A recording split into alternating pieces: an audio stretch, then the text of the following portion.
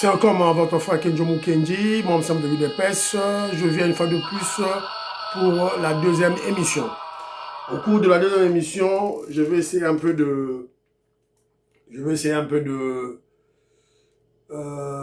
vous placer des panafricains, des Noirs africains qui ont choisi de militer pour l'émergence de la RDC, qui ont accepté d'intégrer la lutte de la libération de la RDC. Évidemment, par voie de fait, ils sont opposés à ce que Kagame est en train de faire à l'est de la RDC.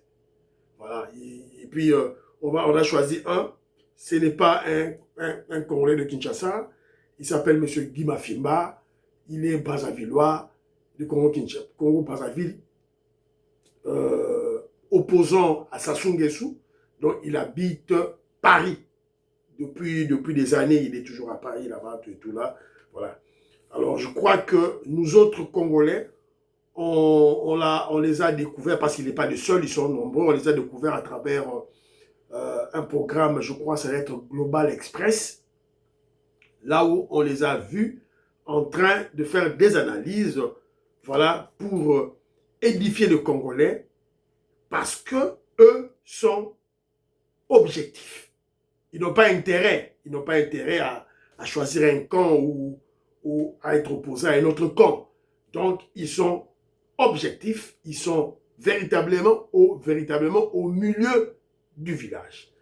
Alors, leurs analyses, leurs points de vue, leurs opinions, voilà, a intéressé beaucoup plus de Congolais parce que nous autres Congolais, on se disait, mais ce drame ici, c'est pratiquement le monde entier, à travers voilà, les pays puissants du monde, avec leurs multinationales, qui se sont cachés derrière le Rwanda pour nous tuer, pour nous piller. Et finalement, nos frères africains ne disent rien.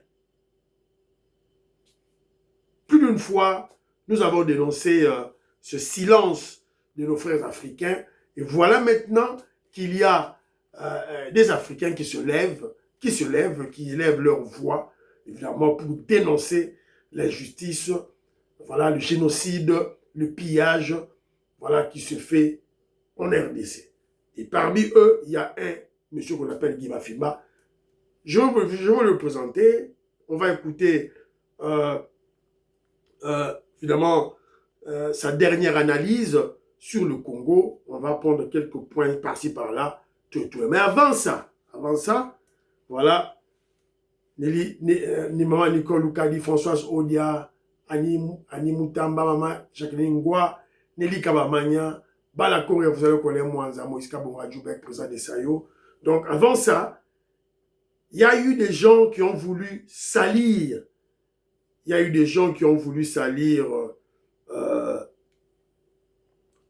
Le ministre Didier Boudimbo avec le dossier de la mort de M. Amissi. Évidemment, dont l'assassin a été arrêté, a été appréhendé à Brazzaville. Voilà, le criminel, l'assassin Béni Moukena. Donc, je crois peut-être que l'extradition aura lieu aujourd'hui, samedi, ou a déjà eu lieu hier. Donc, on n'a pas encore la confirmation. Alors, là, je veux vous placer un élément. On va écouter le ministre de Boudimbo qui parle et à chacun de faire son jugement. Voilà. Tout là. Bonsoir Stani, bonsoir monsieur le ministre Didier Boudimbo, bonsoir à tous. Alors, j'ai quelques questions d'actualité à vous poser, monsieur le ministre. Je vais aller tout droit au but. Connaissiez-vous personnellement Valia Amissi? Quelle était la nature de vos relations professionnelles ou autres avec lui et avec votre cabinet avant sa mort? Première question. Je ne sais pas si vous allez répondre directement. Il répond directement, oui. Je pense qu'on peut répondre à les questions par question. Oui, effectivement, je connaissais M. Valia Amissi, paix à son âme. Et c'est quoi que vous voulez savoir, à part que le fait de le connaître aussi, il y avait des... La nature de votre relation professionnelle ou autre avec lui et avec votre cabinet avant sa mort. Oui. Déjà, M. Vali Amissi était venu, il s'était présenté au cabinet pour pouvoir essayer de faire une proposition de réhabiliter mon bureau et la loge présidentielle. Il est venu, comme c'est pas des gros marchés, c'est des marchés dont on n'a pas vraiment besoin d'approbation, parce que quand c'est en dessous de 50 ou de 100 000, on n'a pas besoin d'approbation au niveau de la DGSMP. Nous avons évalué le marché, et moi, je lui ai donné sa chance, et c'est lui qui a pu refaire mon bureau au niveau du stade de Martyr et la loge présidentielle. Et même quand vous montez au niveau des escaliers, il y a un grand léopard qui est là, c'est lui qui a pu faire ça. Pour moi, c'était question de voir ce jeune Congolais s'il était capable de faire quelque chose avant de pouvoir voir dans quelle mesure lui confier autre chose. Et c'est ce qui a été fait. Et c'est de là maintenant qu'on s'est connus. Et puis, il a fait son adhésion au sein de mon parti. Parce que pour lui, il estimait que je soutenais la jeunesse. Il voulait m'accompagner dans ma vision, dans mon parti qui est Haute Vision du Congo AVC. Il a fait son adhésion. Et puis, à part ça, il voulait prendre le marché par rapport à la réhabilitation du stade des Martyrs, mais qu'il n'a pas pu prendre. Pourquoi il n'a pas pu prendre? Parce que par rapport à son entreprise, la sous-traitance devait être sud-africaine. Et ma hiérarchie m'a dit non, on n'a pas besoin de passer par des intermédiaires. Il faut traiter directement avec la société sud-africaine en question. Donc, ce qui a fait que nous nous sommes rendus en Afrique du Sud. Certes, il était là aussi, mais nous avons directement traité avec la société sud-africaine. Et c'est cette société-là qui est en train de faire le travail actuellement, qui a quasi fini son travail au niveau des stades des Martyrs.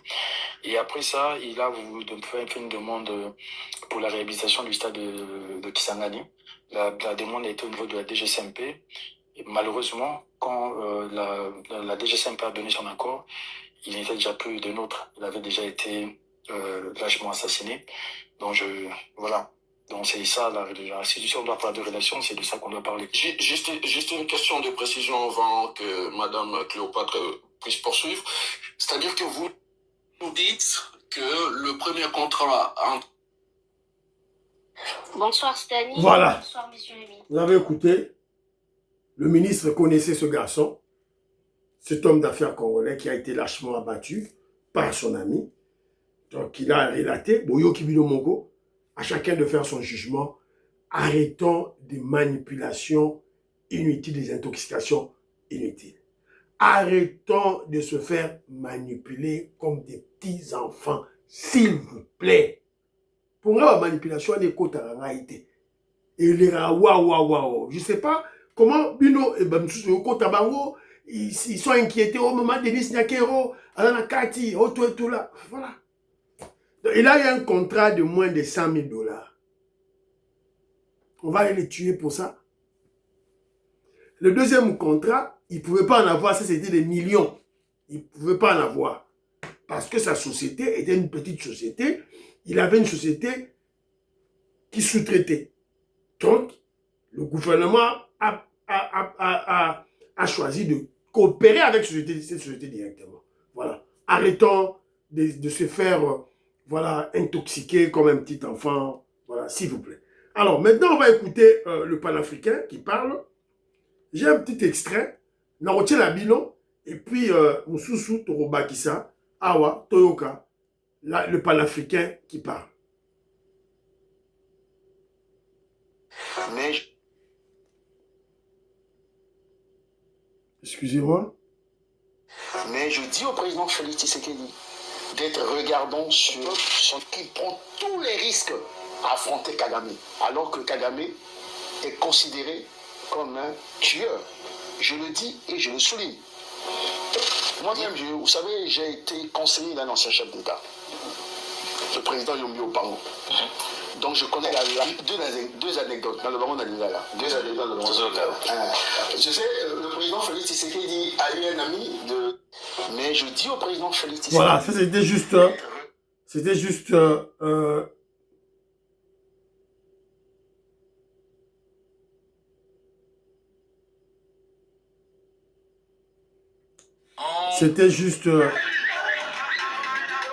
Ah, Kibomango.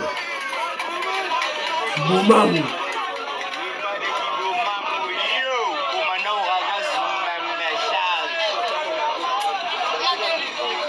Kibomango. Ok, hein. Kibomango, l'homme c'est qui est. Alors, tout le extrait, il y a ce panafricain, s'il vous plaît. Monsieur Dima Finba, merci d'avoir accepté notre invitation et d'inaugurer cette nouvelle tribune de Radar 243 dédiée à vos analyses. Merci, bonjour. Écoutez, je tiens, heureusement, on sait ce qui est arrivé. Et d'ailleurs, je terminerai sur ça.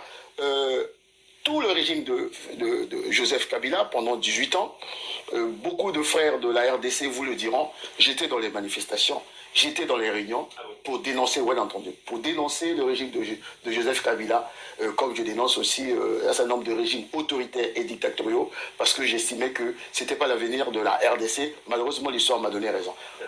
Mais d'ailleurs, excusez-moi. Et pour Félix Tshisekedi, ben, il y a deux choses qu'il faut dire. Nous sommes de la même promotion. Ah oui? Bien entendu, nous sommes de la même promotion, né après les indépendances politiques. Il est arrivé pratiquement, il est revenu en France dans les années 85 en exil, moi aussi, bien entendu. Nous luttions contre les régimes autocratiques, moi aussi. Et bien entendu, nous sommes les enfants de l'après-guerre froide.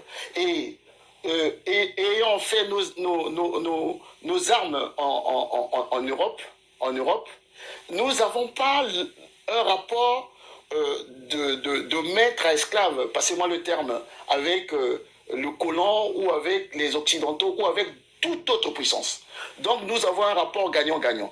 Et enfin, ce qui notre convergence de vue avec le président Tshisekedi, c'est le fait que nous avons pensé, lui il pense, parce qu'il est déjà aux affaires, il a les manettes du pouvoir. Très vite, lorsqu'il arrive aux affaires, vous avez, les gens n'ont pas constaté, il a fait le tour de tous ses 9 voisins pour partager l'idée selon laquelle, mais moi j'ai un pays grand, moi j'ai un pays potentiellement puissant, et je peux faire en sorte que, nous pouvons faire en sorte que ce pays soit un pays pivot, dont le terme de pivot, je parlerai plutôt du terme de centralité géostratégique majeure, qui peut faire en sorte que, à travers la RDC, on puisse faire renaître et le bassin du Congo et l'Afrique en général. D'accord, nous allons même revenir sur le terme pivot. Vous allez nous expliquer ce que ça veut dire.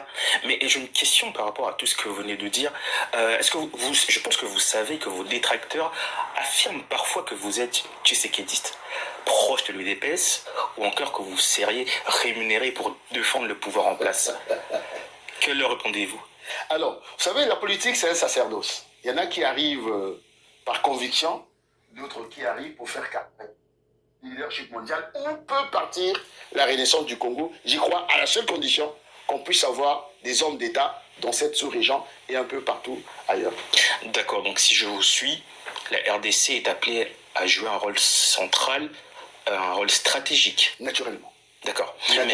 Mais comment peut-elle pleinement assumer cette responsabilité alors qu'elle est confrontée plusieurs années à une agression persistante de sa partie orientale? Mais parce que tout simplement, la RDC n'a pas vu venir, notamment la classe politique, on y reviendra très certainement, après la chute du mur de Berlin, donc le départ du président Mobutu, est arrivé l'FDL, n'est-ce pas? Mais là, il y a eu une espèce de remise en cause de la géopolitique des Grands Lacs qui existait depuis. En fait, c'est les Américains qui ont poussé le bouchon, en se disant que nous avons été... Les Américains se sont dit, nous avons gagné la fin de la guerre froide, parce que l'Union soviétique a été démantelée, et donc ils ont poussé le bouchon pour imposer, faire partie Mobutu, qui était en fin de cycle, et imposer un nouveau leadership. Et ce leadership est parti du Rwanda et de l'Ouganda, parce que les États-Unis estimaient que ces deux dirigeants de l'époque avaient une autre vision, et puis c'était des anglo-saxons, ce qui fait que les États-Unis, plutôt on va dire l'administration démocrate des États-Unis, voilà, les Clinton et les autres, un peu la France, au regard de ce qui s'est passé avec le génocide, et la Grande-Bretagne ont poussé jusqu'à imposer Paul Kagame, qui a imposé l'FDL. Je vais très, très vite, et il nous est arrivé Joseph Kabila. Mais Paul Kagame,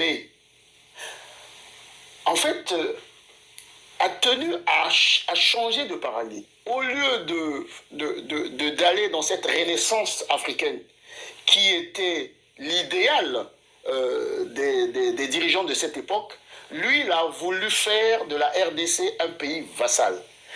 Il est revenu avec des ambitions hégémoniques, prédatrices, pour prendre quasiment le contrôle de la RDC et en faire un pays vassal pendant 18 ans, d'où aujourd'hui la question que vous vous posez, pourquoi on est arrivé là? Parce qu'on a eu un voisin à la fois hégémonique, prédateur, et qui avait des politiques, c'est l'AFC et Sauvons le Congo.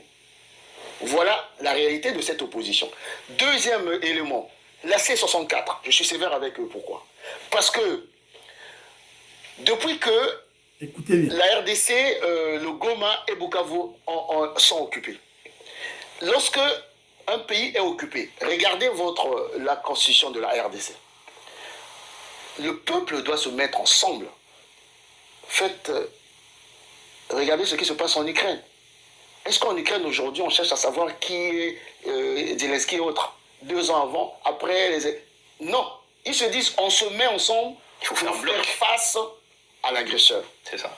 Mais la C64, qui n'a pas compris l'article 64 et qui a oublié l'article 63 de votre Constitution, se met à vouloir quasiment ramener le désordre à Kinshasa. Raison pour laquelle j'ai parlé de la 5e colonne. Mais lorsque vous creusez, et on va y arriver, ces gens-là qui ont demandé d'abord la démission du président Félix Tshisekedi, ces gens-là ont dit à un moment qu'ils vont porter plainte contre le président Félix Tshisekedi. Et lorsque vous creusez un tout petit peu, vous remarquerez que tous ces éléments de langage, tous ces stratagèmes, les ficelles sont tirées depuis Kigali à travers Joseph Kabila. Raison pour laquelle je suis sévère, parce qu'ils ne voient pas l'intérêt supérieur de la nation congolaise.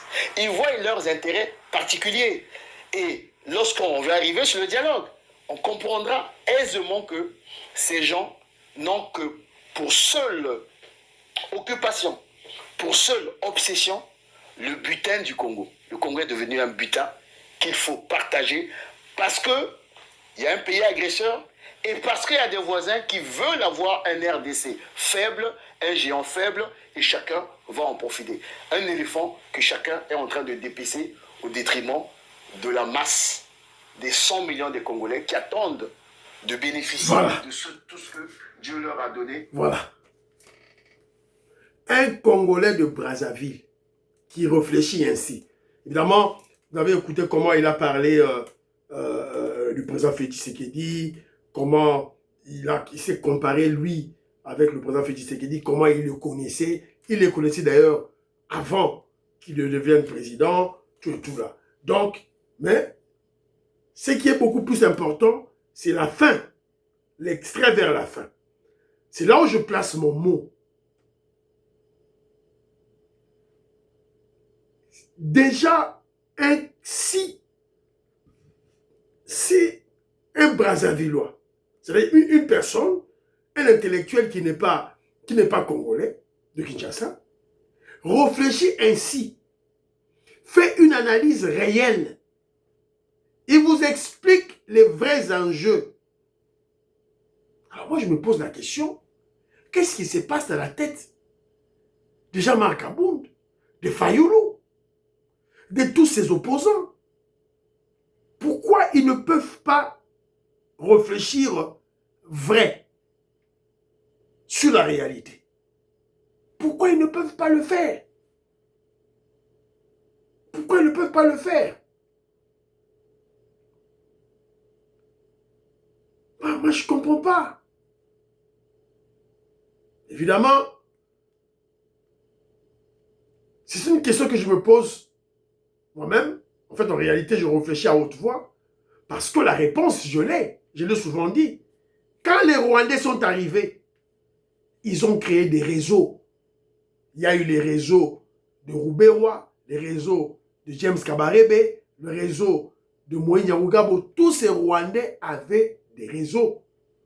Et dans ces réseaux-là, ils avaient recruté des Congolais des étudiants, des journalistes, des politiciens, des médecins, des juristes. Et maintenant, la plupart des étudiants, évidemment, ceux qui étaient aux affaires à l'époque, ils les ont éliminés avec des poisons. Les Katouma Mwanke, voilà, les Mwenzen Congolo, voilà, ils les ont éliminés. Les Ngadou Kissase, les Laurent Désiré Kabila, voilà, ils sont nombreux, ils sont très nombreux, éliminés. Et maintenant, ceux-là qui étaient les étudiants sont menés aux affaires maintenant. Et voilà, les Fayoulou, les Albert Moleka, tous ces gens-là que vous voyez maintenant qui acclament les Rwandais, ce sont des Congolais, sans de mauvaise qualité, qui ont été recrutés par les Rwandais à travers leurs réseaux. Parce que dans ces réseaux-là, les Rwandais vont vous donner des privilèges, de l'honneur, des postes, des fonctions, de l'argent, des points. Parce qu'à l'université, ils ont besoin que vous montez des classes très rapidement.